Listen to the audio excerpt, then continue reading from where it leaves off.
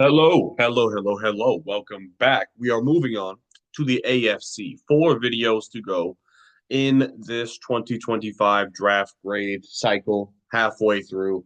Copious notes here. AFC North, a lot to talk about. Probably the team with the most to talk about in the entire league coming up with the Browns here. We're going to start off with them just because I'm no point in keeping y'all waiting. I feel like if you're here for this video, you're probably here to see what the Browns, what I think of their situation. So let's get right into it. Thank you for watching. Without further ado, well, let me do my little breakdown beforehand. So the Browns, as we all know, the Browns are in the worst situation in football. They had the number two overall pick, so they weren't even able to get there. Well, we'll get to that, but they weren't able to get Cam Ward. They were in a tough spot, right? Because they are paying a third of their cap space to a person who is not on their roster. They've basically been given the death penalty in terms of football because they have to work with two-thirds of what everybody else gets to work with in terms of salary cap because of the Deshaun Watson contract.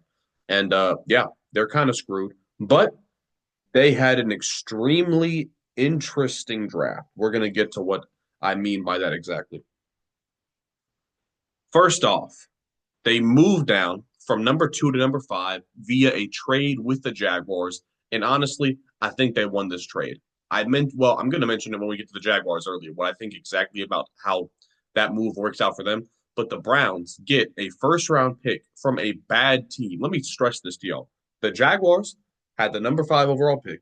They have only made the playoffs once with Trevor Lawrence. Will they make the playoffs next year? Honestly, I see their ceiling at 9 or 10 wins. I think it's much more likely that they win 6, 7, 8 games. And in that case, the Browns are going to be getting a top 15 pick next year. They also got an extra top 40 pick from the Jaguars. So I love this move because don't get me wrong. I think Travis Hunter, Abdul Carter are really good players, but the difference between them and Mason Graham and getting an extra first round pick in the future, I think that's much more valuable in my opinion. So the Mason Graham pick in and of itself, I'd probably give it like an A minus or a B plus. But now with this trade factor into that, I give it an A overall. So let's talk about the pick in specifics here. Defensive tackle certainly not a need, but when you break down the other positions, right, who would have made a bigger difference at number five? I think I would have liked Ashton Jeanty a little bit more because that would have changed obviously what they did later on. I would have liked Tedero McMillan here. I would not have minded a tackle if they would have made these if they would have took Armand Membu here. I think the Browns offense is awful, like genuinely terrible, especially their wide receiver room. So don't get me wrong. I think Mason Graham will be successful. I think Mason Graham and Myles Garrett on the same defensive line could be devastating. But I just think they had their pick pretty much of a lot of really talented players. I think a talented offensive player might have played a bigger role in just changing the direction of their franchise. But I give this pick an A for all the reasons I listed out, mainly the trade as well. And I think Mason Graham will be successful there. Number 33, their first pick of the second round, Carson Swessinger. Um, I gave it a B plus. At first, I was kind of shocked because at this point, I feel like everybody kind of thought that they would be the team to draft Shadur, especially at this spot. They did not. They went with a linebacker, and it makes sense because JOK may miss the entire 2025 to 2026 season with a neck injury, which is extremely unfortunate. He's a guy who, I mean, coming out of college, he had a big injury concern. He overcame that, became a really good linebacker, and now here he is dealing with another major career threatening injury. But in the meantime, you got Carson Swessinger, could be their best linebacker on the team. I mean, it's a really poor linebacker room. Day one starter. I give it a B plus. I don't think the value is amazing, but like I said, day one starter at a position of need. Um, so I did give that a B plus. And also, so at first I didn't like it as much because obviously they didn't draft Shadur at this spot, but as we know later, drafting Shadur later on made all these other picks better in retrospect. So I gave that pick a B plus right there. Then Quinshon Judkins at number 36. I gave this a B plus.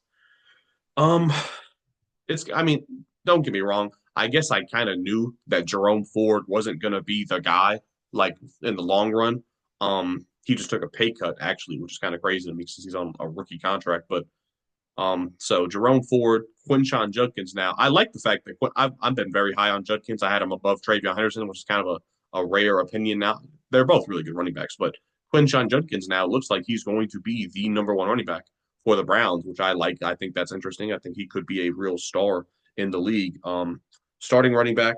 Only other thing I would have mentioned here is that Luther Burden was on the board right here. Again, I have to stress the fact they have a terrible wide receiver room, but I like the value here at number 36. I think Judkins was the third running back off the board. Did Henderson go before this, or were they back-to-back picks? It was really close. I think he was the third running back off the board. So B plus, good value. But the fact they drafted another running back after this makes this pick look a little bit worse in hindsight. So B plus for Quinshon Judkins at 36. Next up, this is the first real one that I'm not really understanding here. Harold Fannin Jr. Led the country, I think, in terms of receiving yards for a tight end. He was dominant at Bowling Green. The problem being it was at Bowling Green. I think the value is still really good. I'm kind of shocked, by the way, that you saw a bunch of tight ends go in like the second round, like Terrence Ferguson, Elijah Arroyo. There was somebody else, I think, and Harold Fannin wasn't one of those guys. That's kind of shocking here. So to get him at the top of the third round, very good value. He is versatile. I think you can line him up in a lot of different areas.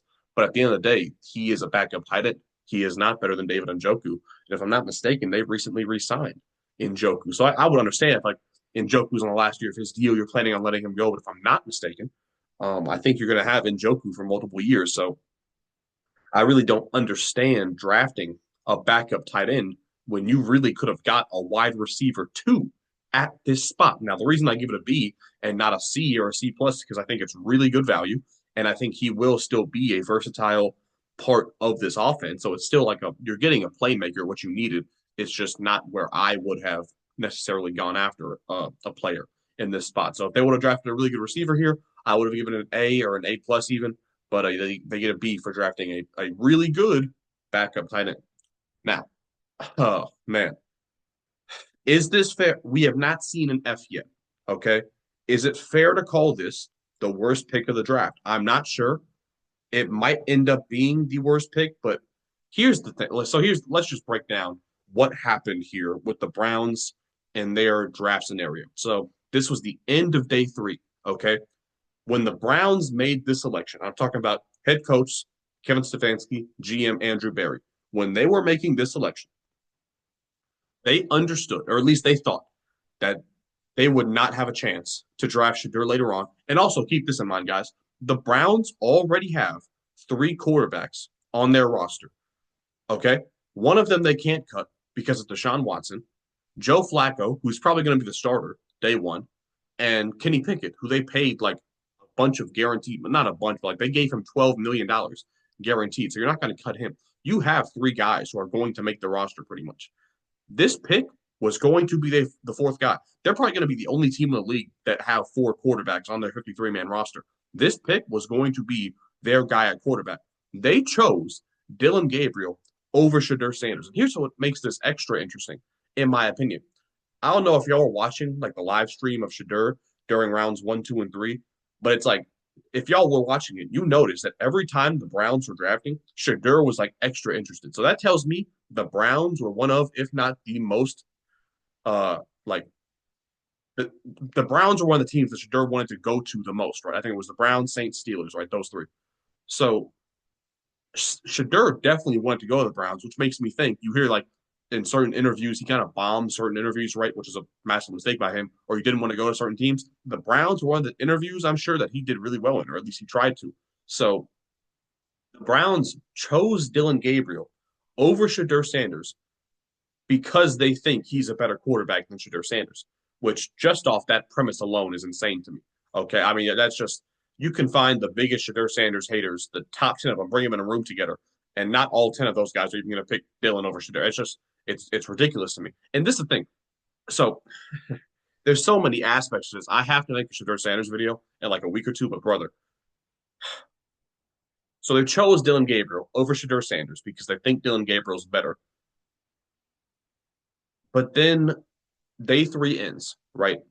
Let's just talk about the pick. Oh, okay. So if they would have drafted Dillon Gabriel and not drafted Shedeur, I would have given this a D or a D plus. Okay, because I actually really like Dillon Gabriel. Okay, there's only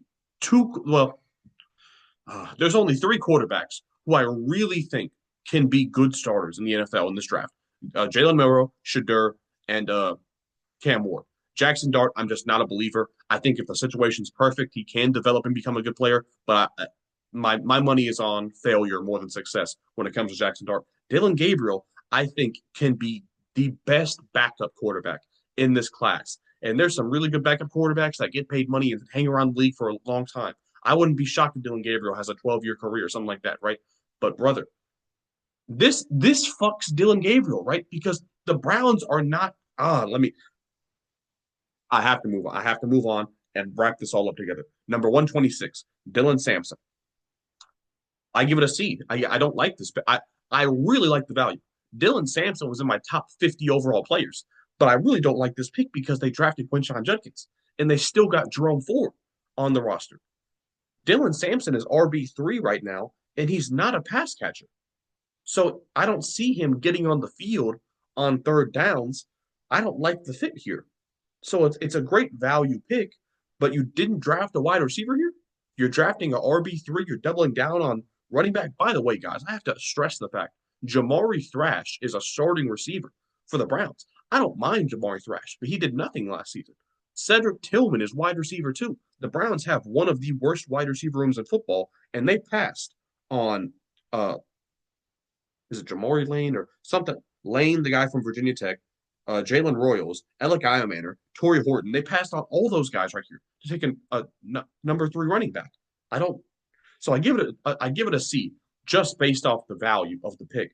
But I really don't like the fact they passed on all these wide receivers who could have been wide receiver 2 for them for a number 3 running back. I really don't like that. Now we get to 144. Obviously, this is the steal of the draft. Okay, there was a lot of great picks. Mike Green, Will Johnson, a lot of great picks that we're still some we're going to get to. But this is the steal of the draft. Say what you want about Shedeur. All the experts, right? There was such a wide range of opinions, right? All the experts, nobody had Shedeur going outside the top 50. Nobody. Nobody said Shedeur, he's overrated, but I think he's going to be a 4th, 5th round pick. Like, it's just nobody saw this coming. This is a clear, and listen, a lot of this is Shedeur's fault. He bombed interviews. Shedeur thought it was guaranteed he was a top 10 pick. Clearly that didn't happen. And, the fall started from there. But I mean, man. But here's the really interesting part that I want to get into. This confirms. Nobody's talking about this, which is crazy to me. This absolutely confirms the owner of the Browns stepped in and overruled the GM and the coach because the GM and the coach had their say. They took Dillon Gabriel. The owner came in, overruled them, and said, we're taking Shedeur with our last pick. There was you cannot convince me. There's a 0% chance that Kevin Stefanski and Andrew Berry were going to take 2 quarterbacks in this class. When they took Dillon Gabriel, they were not planning at all to take Shedeur. The owner stepped in, so we're drafting Shedeur, and now the Browns have 5 quarterbacks on their roster. Do you know what the Browns are going to have to do? They are going to cut or trade Dillon Gabriel or Shedeur Sanders. What do you think they're going to do? I think they're going to cut their 3rd round pick, Dillon Gabriel, which is why it's an F. It's a complete waste of a pick. Complete waste, because here's the thing. But it's really shocking to me because from a football perspective, I cannot wrap my mind around how you can pass on Shedeur Sanders for Dillon Gabriel. I like certain things about Dillon Gabriel. A lot of people write him off just because they think he's not tall enough and they think he doesn't have a strong enough arm. Okay. When I look at Dillon Gabriel, I say he's incredibly accurate. All the Oregon games I watched last year, I said, man, this guy can really throw it accurately inside and outside the numbers. He's really accurate. I think he's more mobile than certain guys in this class. I think he's more mobile than a Shedeur or a Cam Ward or some guys like that. And I think it's really impressive that Dillon Gabriel, back-to-back seasons in 2 different systems, by the way, Oregon and Oklahoma looked really good and played really well. He played at a high level, 2 different conferences, 2 different systems, 2 different offenses. That shows me he's a really smart player and can pick up an offense very quickly. So there's a lot of things I like about Dillon Gabriel that make me think he's going to be a really good backup in this league. But when it gets to minicamp and it gets to preseason and all those things, I think Shedeur is just going to look way better than Dillon Gabriel. Way better. Because also you got to take this into account. Dylan Gabriel played on a really good team last year at Oregon. The Browns are going to be a major step down in terms of level of talent around him, right? Shedeur is used to playing behind a bad offensive line. Shedeur is used to having everything go wrong around him. I think Shedeur is going to shine amongst the chaos way more than Dylan Gabriel. So it sucks for me because I really want Dylan Gabriel to be successful and go to a good situation. I thought the Eagles would have been geniuses if they drafted Dylan Gabriel in the fifth or sixth round, right? But man, I really wholeheartedly believe that the Browns are going to cut Dylan Gabriel because let me just paint a quick picture for you about the Browns quarterback room, right? Deshaun Watson, he is an unmovable force on this team. He is a quarterback on this roster that they cannot change. He's a roster spot taken up. They can't get rid of him. Number one quarterback, in my opinion, Joe Flacco. Okay. He has been there, done that. He took them to the playoffs not even like 2 years ago. Looked amazing in his short time there. Joe Flacco is QB1 as of right now. I think QB2, I think it has to, technically on paper, has to be Kenny Pickett. He is bad. He is not a good quarterback, but he's been in the league. You at least know what you're getting out of him. QB3 is Shedeur. He's the third most talented, well, might even be the second most talented QB on this roster. I think he is going to beat out Kenny Pickett for his job come day one. And he is going to be the second quarterback on this roster, the backup quarterback, if you will. That leaves Kenny Pickett and Dylan Gabriel. They're going to have to cut or trade one of those players. I think maybe if you trade Kenny Pickett to a team as their backup quarterback, you can get a sixth or a seventh round pick. I don't think anybody's giving you anything for Dylan Gabriel, but I really do think it's a likely possibility that they're going to cut Dylan Gabriel, which is going to be the biggest waste of a third round pick I think I've ever seen. That is just ridiculous to me. Also, let's talk about this. All the receivers that they passed on, Ty Felton, Jalen Lane, Jalen Royals, Torrey Horton, all of these guys were available when they drafted Dylan Gabriel. They could have had Shedeur and an extra receiver to a desperately bad wide receiver room. Now let's talk about the good things in this draft. They got their RB1, their linebacker one, their DT one, maybe even their franchise quarterback in the fifth round. I, for what it's worth, a lot of people thought the Browns were going to draft Shedeur at number 2, then number 5, then 33. They still got Shedeur. I think Shedeur is going to be the Browns franchise quarterback. It doesn't matter where they drafted him at. He is now in a terrible quarterback room, which I think he'll win the number 2 job in by day one. And at that point, you just got to wait till Joe Flacco gets benched because it's going to happen. Like all respect to Joe Flacco, he is at this point in his career, he is not starting 17 straight games, whether it's due to injury or just due to play. Shedeur Sanders, at some point or another, is going to start for the Browns this season. And once he does, I just think he's the guy. I mean, which is crazy to say, all the stuff going on in this draft, they got their guy at quarterback in the fucking fifth round. It's crazy to think that, but it's what happens. So here's the way it looks for the Browns. They got an F, right? An F just completely kills the draft, no matter who you are. But man, the complete the steal of the draft and the worst pick of the draft in the same draft. I don't know how the Browns do it. Truly, truly remarkable. Next up, oh my, that was a rant and a half right there. Next up, we got the Steelers.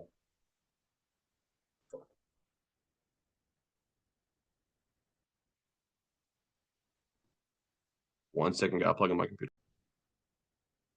Okay, had to plug my computer in. Thankfully, it cut off at like a really good time in the transition period. So the Steelers, a lot of talk about them for passing on Shedeur Sanders. They had a pretty interesting draft of their own accord. Obviously, the Steelers.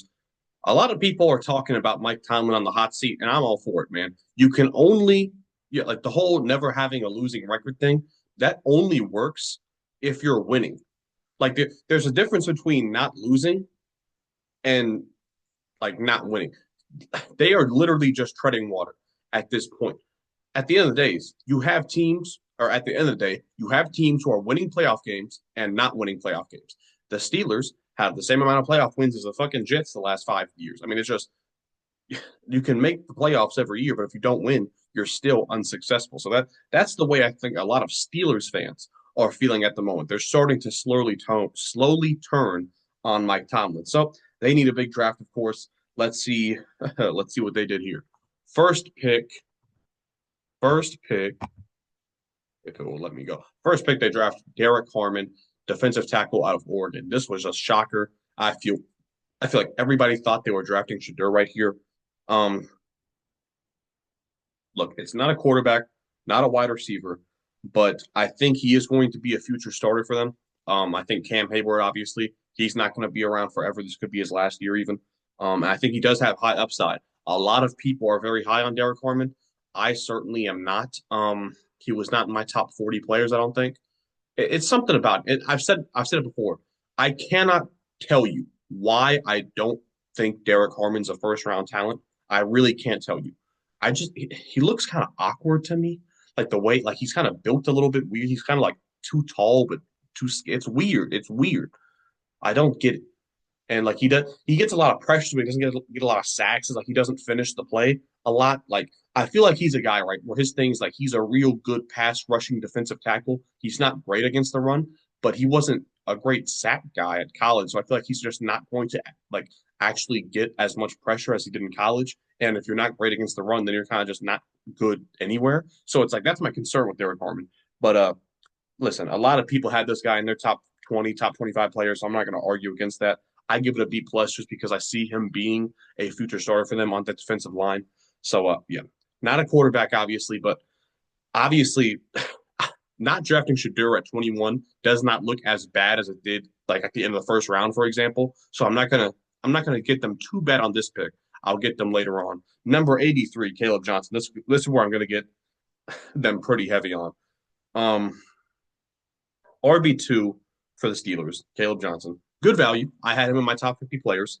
Um, my problem with this is I don't really think he complements Jaylen Warren. If I'm not mistaken, I don't really see Jaylen Warren as like a big receiving type back. I see Jaylen Warren as just their RB1. He can do everything. I don't see Caleb Johnson. He didn't showcase a receiving game at all. Now, obviously, he played at Iowa. They don't showcase a receiving game as an organization. So you can't really blame Caleb Johnson for that. But I mean, let me look up Jaylen Warren's stats real quick, just make sure he's not some amazing or he's not some terrible receiving back. Yeah, he's got over 300 receiving yards the last 2 years. So it's like he does that already. So it's like Caleb Johnson, he's not getting those types of reps over Jaylen Warren. I see Jaylen Warren as a guy getting 75% of the snaps, and I see Caleb Johnson not really doing anything better than him in that regard. Maybe he's their short yardage guy, but I mean I'm not too sure. So um, I feel like they could have got a running back down the board who complements Jaylen Warren maybe a little bit better, and then just draft Shadur right here. I mean, here's the thing, man. The Steelers quarterback situation. I don't care what Aaron Rodgers is or isn't going to do. Your quarterback situation is Mason Rudolph. Like that's your reality. And even if Aaron Rodgers does decide to bless you with his presence for 1 year, you're going to be in this exact same situation next year. So might as well just draft Shadur, see what happens, and guess what? If Aaron Rodgers does join you again, then I mean, just evaluate how Shadur looked throughout the season as a backup. I mean, it's just I really don't understand this pick not drafting Shadur as the Steelers. I just don't get it. So I give this a C minus. I don't like this pick. I really don't. Um, I don't think I color coded the Steelers shit right here. Did I color code the Browns? 1 second. I did. Yeah, obviously Shadur, their steal and best pick. Dylan Gabriel, their worst pick. Brown or Steelers here. Jack Sawyer here. Their third pick, Jack Sawyer. This was their best pick and their steal of the draft. I had Jack Sawyer as one of my top 50 players. Obviously, I thought like at least a couple of the guys in my top 50, actually a lot of them dropped. Landon Jackson dropped to the third round, I believe. Prince Uman dropped to the third round. Ezaraku and Scorton both dropped to the second round. Uh, so did JT Tuimoloau. Honestly, only like a handful of the D linemen went in the first round. But Jack Sawyer falling to 123, that's just an absolute shocker to me. He fell way farther than all these other guys I had in my top 50. Not really sure why. So obviously it's an amazing steal of a pick. Um, and definitely did not think edge rusher would have been a need for them, considering they got guys like TJ Watt, Alex Highsmith, Nick Herbig. Looks like a promising young player, but now they get a pure DN to add to that mix now. And yeah, I mean, you can't be mad at it. they are strengthening a strength. I mean, Derek Carr and Jack Sawyer, they're two best picks of this draft. Their defensive line looks solid for years to come now. So watch out for that, I guess, for the Steelers. Now, this next group of picks, I mean, I really did not like what they did with their last four picks. Double dipping at D tackle, right? I just don't see the point in that whatsoever. Yaya Black, I think it was a reach, not necessarily a steal or a good value pick here, in my opinion. On top of that, I mean, what happened to Keanu Benton? Did they not spend a second round pick on Keanu Benton 2 years ago? So you draft Derek Harmon, you got Cam Hayward, you got Keanu Benton. Why are we drafting DT4 right here when you haven't addressed the offense at all, aside for a backup running back? I don't get that at all. Um, so this was their worst pick, in my opinion. I forgot to color code that, but yeah, Yaya Black, their worst pick for me. And by the way, here's a couple guys they could have drafted right here because I don't like to just complain, right? I don't like to just say, oh, they shouldn't have drafted this guy. If I say they shouldn't have drafted the guy, I usually give you a group that I think would have been better picks. All these guys would have been better picks right here. Torrey Horton, wide receiver, Colorado State. Miles Frazier, offensive guard, LSU. Cam Williams, offensive tackle, Texas. All three of those guys would have been massively better picks than Yaya Black right here at 164. 185, they draft Will Howard. Listen, it's good value. I mean, Will Howard available in what was this, the sixth round? I think you can't really be too mad at it. I don't think it does anything for them. I think they're going to get Aaron Rodgers, but I mean, Will Howard versus Mason Rudolph, who wins that? I think Mason Rudolph might win that. They need Aaron Rodgers, but I mean, my problem with this is that they pretty much chose Will Howard over Shedeur Sanders. That is just unacceptable for me. I mean, yeah, that's not a good look. It's just not a good look. Um, so I gave it a C plus. A lot of people are kind of, celebrating this pick as if it's going to do something for him. I just don't see the I don't see it. Their next two picks, unfortunately, I do not believe either of these guys are going to make the roster. I know Carson Bruner is the son, I think, of a former Steelers tight end, so maybe he'll make the roster. But I see both these guys as seventh round slash undrafted type talents, so I don't think either of them will make the roster. Kind of shocking to me that they didn't get any help at wide receiver or cornerback. I think they're secondary. They got Minkah Fitzpatrick and Joey Porter. Everybody else is either old or expendable, in my opinion. They lost Dante Jackson.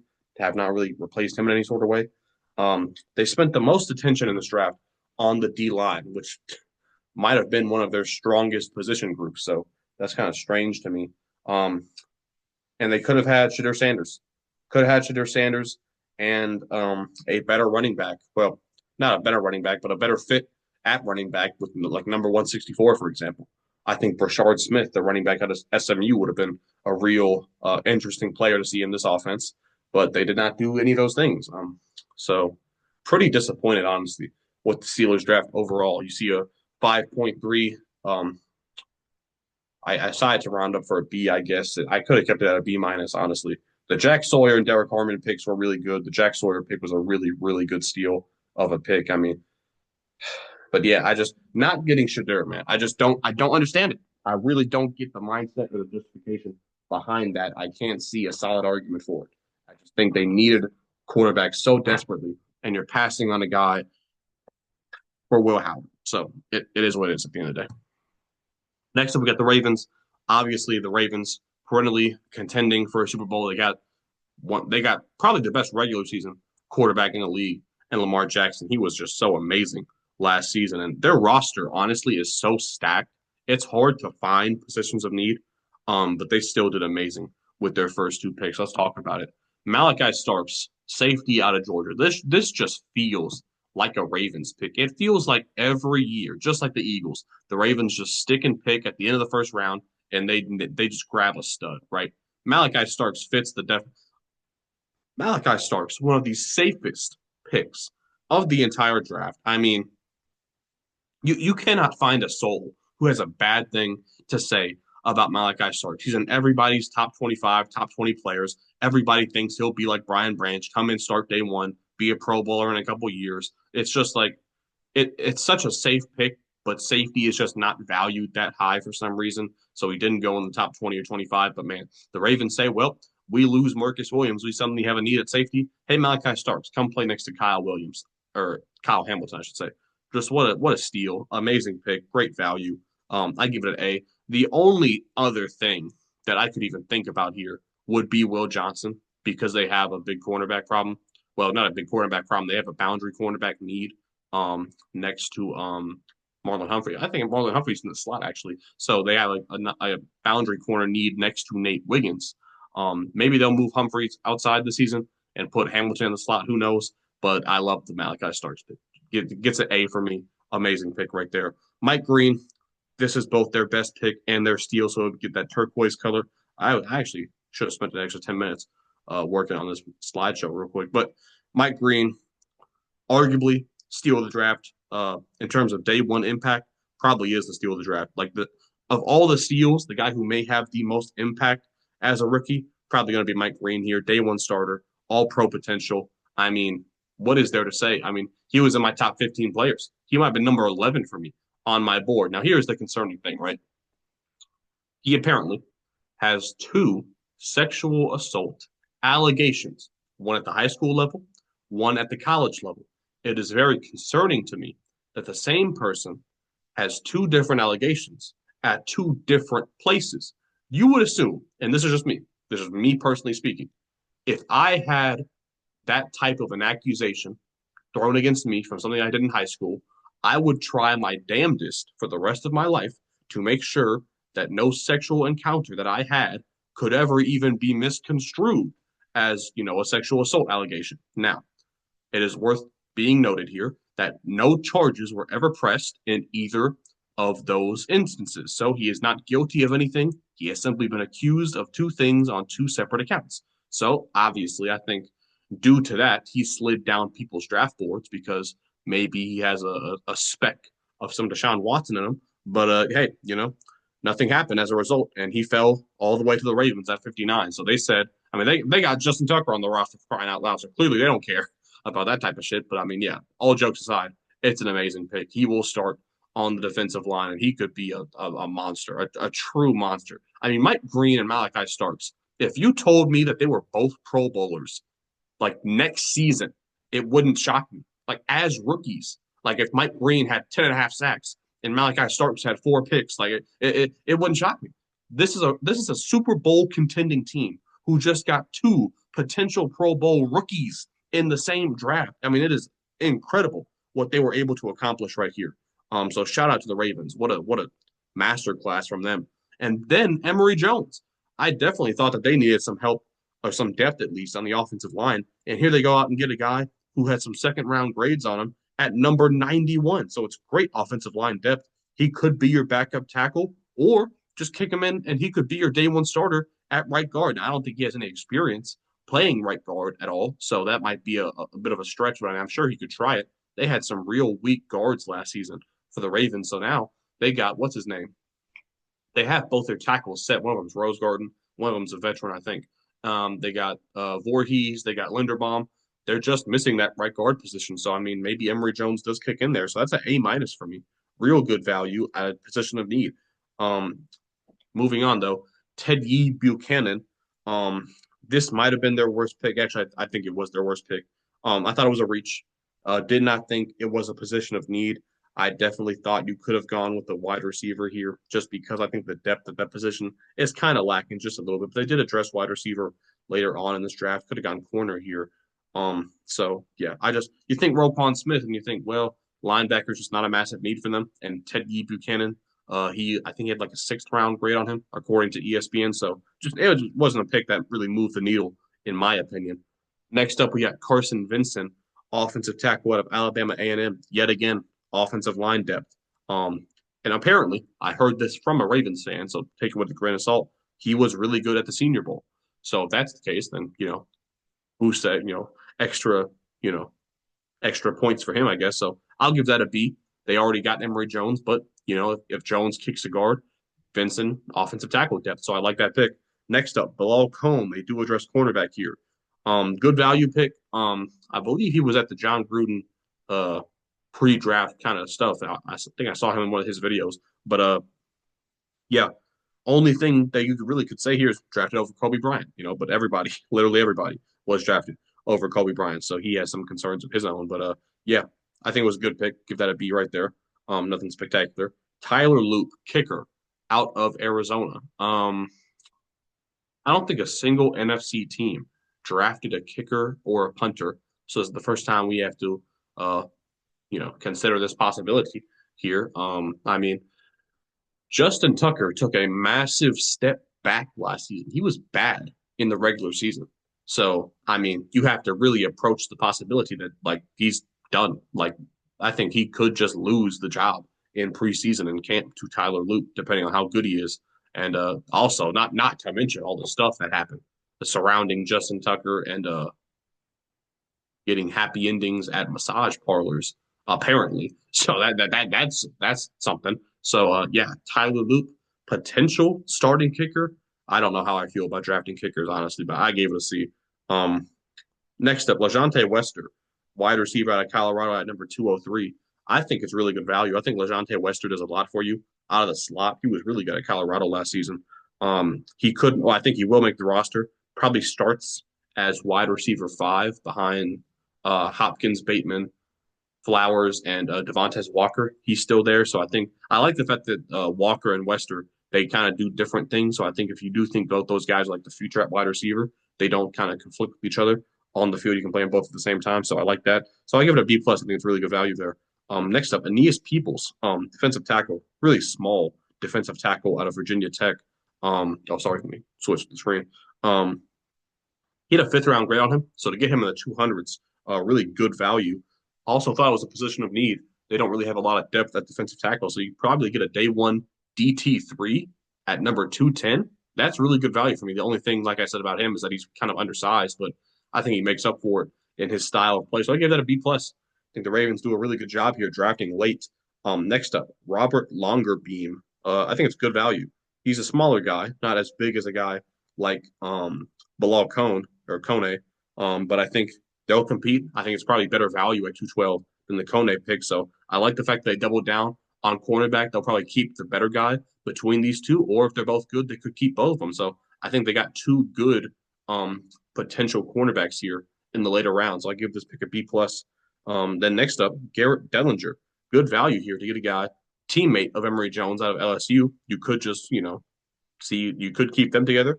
He might not make the roster, but I think it's actually really good value here. They need a guard. They drafted a guard who had a much higher grade than a seventh rounder on him. So I give that pick a B plus. The Ravens, 4 straight B pluses with their last 4 picks. That is insanely good late round drafting by the Ravens here. So overall, I think we could see a draft. By the way, like I said, Super Bowl contending team. I would not be shocked if 10 of these players out of these 11 make the roster here. That would be shockingly good drafting by the Ravens. They addressed every position of need, depth at multiple levels, and 2 game-changing day one impact defenders with their first 2 picks are really a great draft by the Ravens overall. It's just like, wow. And I have to hammer it home. For a team with a roster as good as the Ravens, I really do think they hit it out the park with their draft game plan here, if you will. So great job by Baltimore. Finally, closing out the AFC North, we got to get to, let me flip their page, the Cincinnati Bengals. Obviously, they missed the playoffs last year after having maybe the best offense in football. Their defense was absolutely atrocious. So obviously, defense would be the biggest need for them going into the draft. I thought guard was also a pretty big need as well, just helping keep Joe Burrow upright. So let's see what they did here. Number 17, they draft Shamar Stewart, edge out of Texas A&M. This is a pick that has been projected a lot. I just don't love it, man. I think I've made my feelings on Shamar Stewart pretty clear. Of all the edges you could have drafted, right? There's just a lot of guys I would have taken here, man. Um, I just don't.